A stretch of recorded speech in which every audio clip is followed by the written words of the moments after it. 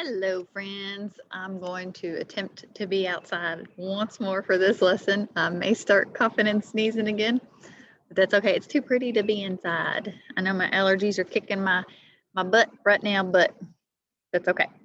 All right, so we have been talking about fairy tales, and the two fairy tales we've talked about so far were Rumpelstiltskin and Sleeping Beauty. And one of the ways that both those stories were alike were they both started with once upon a time, and they both ended with a happy ending. So we know that in our last story, Rumpelstiltskin, that the queen had to guess his name in order to um, keep her child. So, but Rumpelstiltskin's kind of a weird name, right? So, how do you think he got his name? I don't know. It's a very strange name. I've never heard of Rumpelstiltskin before. So, I don't know. Do you think these stories are fiction or nonfiction? You think they're fake or they're real? They're not real stories. Now, could you really have somebody that pricks their finger on a spindle? Yes. Do you think that they're going to prick their finger on a spindle and or sleep for 100 years? No. Do you think that magic little fairies are going to come and give you gifts? Probably not. Just like in Rebels, can we really spin straw into gold? No, we can't. So those are make these stories not real. They're not true. They're stories because they have some magical elements or they have things that really can't happen in real life. So back to our story today. Let's go over our vocabulary words before I tell you why we're going to listen to this story today, okay? All right, so the first word is delight, joy or great pleasure. Puppy played in the park with delight. Dusk, the time of day when it begins to get dark. John's mother always made him come home from the playground at dusk. Longed, wanted something very badly. The children longed for a snow day. Not anymore, I want the sunshine. Merciful, able to forgive or be kind to someone.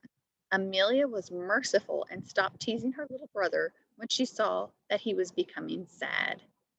Rage, strong anger. The pirate was in a rage. He realized he had lost his treasure. Okay, now let's look. Share something that's really hard for me to see, so give me a second. It's very, very bright out here. There we go. Okay. All right, I want you to take a look at this image. What do you think that is? Kind of looks like a little bit of a plant. Maybe something you'd find in a salad, like a lettuce, kind of. Well, this is actually a special kind of lettuce, and it's called a Rapunzel. I bet you've heard that name before, haven't you? I bet you know what story I'm going for today too, aren't you? Today we're going to read Rapunzel, but I want you to listen carefully and learn how the child in our fairy tale gets her name, okay? So you might have heard the story before, but today we're going to learn how she gets her name, okay? All right, let's get started. There once lived a man and his wife who, more than anything in the world, wished to have a baby. Finally, one day they learned that their wish would come true. Now, at the top, or the highest part of their house, in the very back, there was a little window. And from this window, you could see a garden full of beautiful flowers and fresh vegetables. But around the garden was a high wall, and no one dared to enter the garden because it belonged to a mean witch. One day, the wife stood at the little window and looked down into the witch's garden.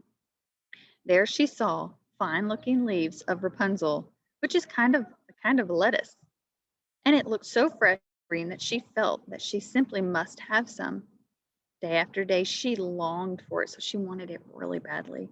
The more she wanted it, the more she became pale and sad when she could not have some. Her husband saw her looking so sad and became worried. "Dear wife, what is the matter?" he asked. "Oh," she answered, "I feel that I must eat some of that Rapunzel from the garden behind our house." Her husband loved her very much, and he thought, "I must get my wife what she desires. I will get some of that Rapunzel no matter what." So what do you think the man's? You think he's going to sneak into the witch's garden and get some Rapunzel for his wife? Maybe.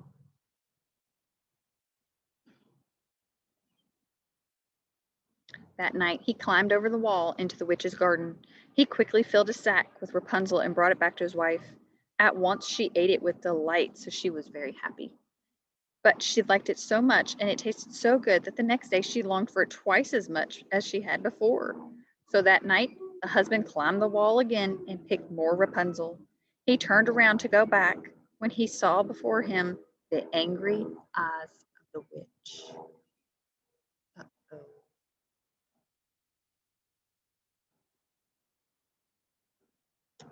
How dare you climb into my garden, you thief, she hissed. How dare you steal my Rapunzel? You will pay dearly for this. Oh, please, said the terrified man, be merciful. So he's asking the witch to forgive him and be kind, even though he stole the Rapunzel. I only did this because I had to. My wife, you see, is having a baby, and she was looking out the window and saw your Rapunzel, and she needed some more than anything else in the world. Well, then, the witch said, you may have as much Rapunzel as you want on one condition. When your wife has the child, you must give it to me. I will take care of the child like it is my very own. You think the man should agree and give his child to the witch? I don't know. You think the wife's going to be happy about that? Might not be a good idea. The man was so flustered that he said yes, and then tried not to think any more of it. But later, at the very moment when his wife gave birth to a lovely baby girl, the witch appeared and reminded him of his promise. She brought the child to live with her.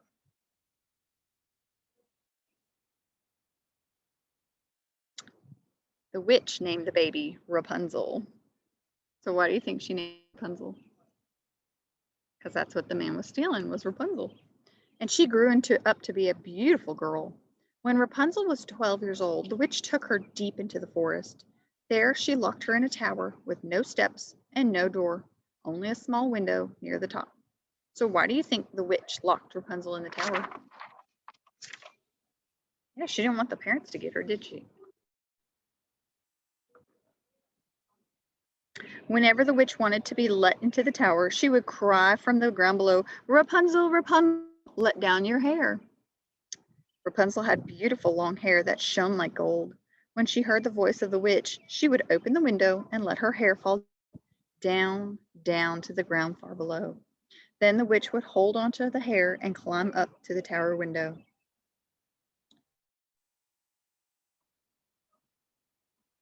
Sorry, I forgot to turn the slide. So there's her. She is in the tower, and here she is letting her hair go all the way down so that the witch can climb up.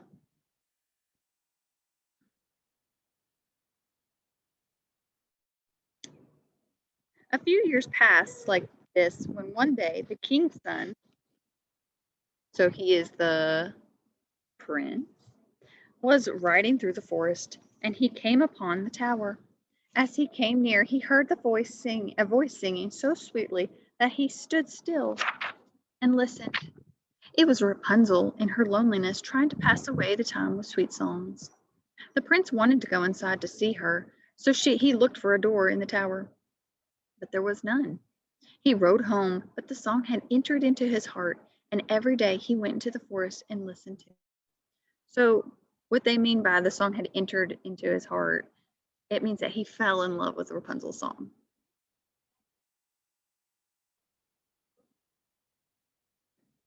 Once, as he was standing nearby some trees, who should come up to the tower but the witch? The prince watched amazed. The witch called out, Rapunzel, Rapunzel, let down your hair. Then he saw how Rapunzel let down her long hair and how the witch climbed up it and went into the tower. He thought, so that is the ladder. Well, then I too will climb it. The next day, as dusk fell, he came to the tower and cried, Rapunzel, Rapunzel, let down your hair. So she let down her hair and the prince climbed up. How do you think Rapunzel's going to feel when she sees it's the prince and not the witch? I think she's going to be a little shocked. because she's used to having the witch, and only the witch knows about her being up there. So for her to have a prince climb her hair, they're like, whoa, hold on a second. It's a little crazy.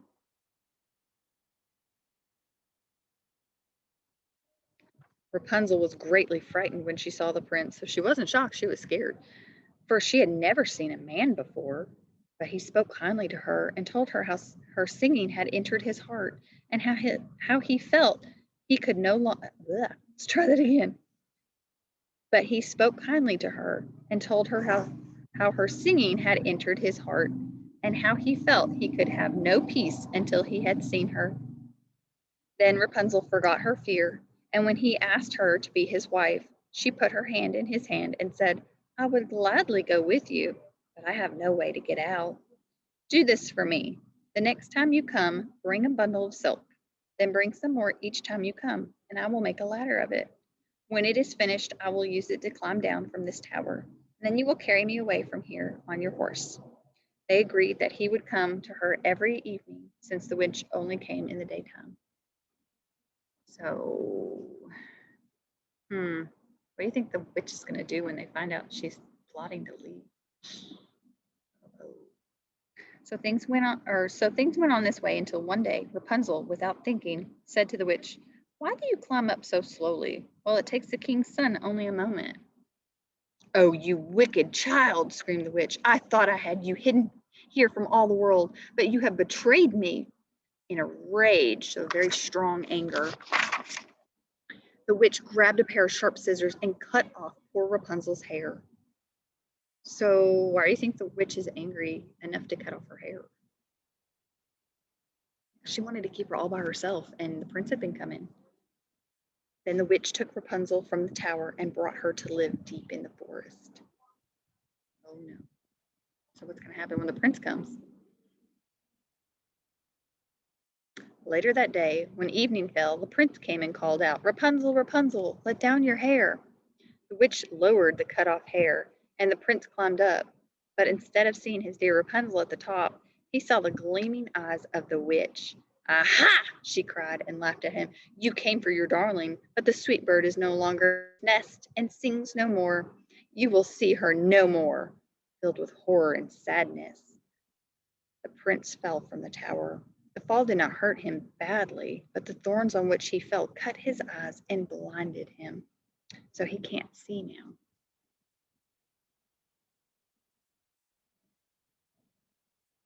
So blind and alone, he wandered in the forest for several years, eating only roots and berries, and weeping over the loss of his dear Rapunzel.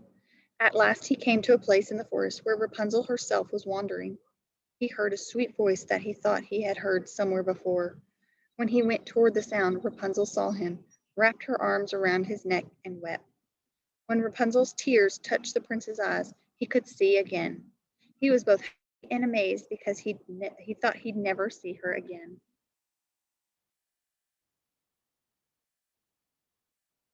And so the prince took Rapunzel to his kingdom to be his bride, where she was welcomed with great joy.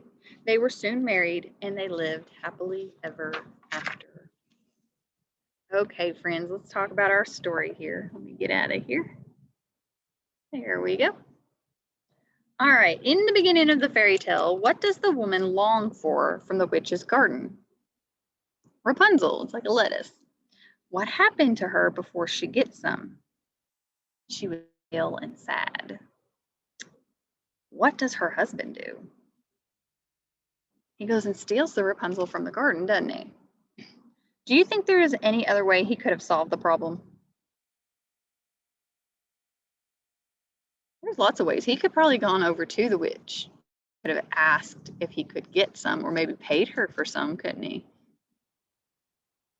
When the witch catches the husband in the garden, he asks her to be merciful. What does the witch then say the husband must do if he wants Rapunzel from the garden? He's got to give them the child when it's born, right? Do you think he makes a good decision to agree to the witch's demands? I don't think so. That's my opinion, but you might have a different opinion. What does the witch name the baby? Rapunzel. And why do you think she names her Rapunzel? Probably after the lettuce type food that the dad was stealing from the garden, right? What happens when Rapunzel is 12 years old? Which takes the tower without a door or stairs or anything and locks her away, doesn't she? How does the witch visit Rapunzel now? She climbs up her hair.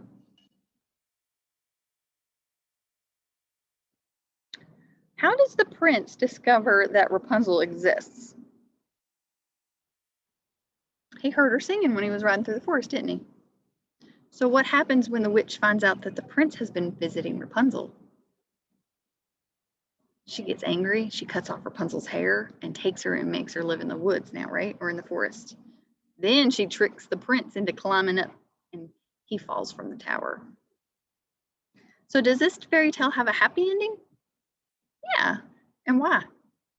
Because the prince finally finds Rapunzel and they live happily ever after. So what happens in this fairy tale that it's messy? Could a witch or a prince really climb somebody's hair up a tower? Probably not. Do you think Rapunzel's tears could really heal his eyes since he was blind from the thorns? Probably not. Those are all magical and fantasy things, so they probably couldn't really happen. All right, friends, I want you to go into Google Classroom, go answer your questions. If you have any questions for me, you can email me, you can message me, get a hold of me. I'll see what I can do to help you. And I will see you guys on our next lesson. Bye, friends.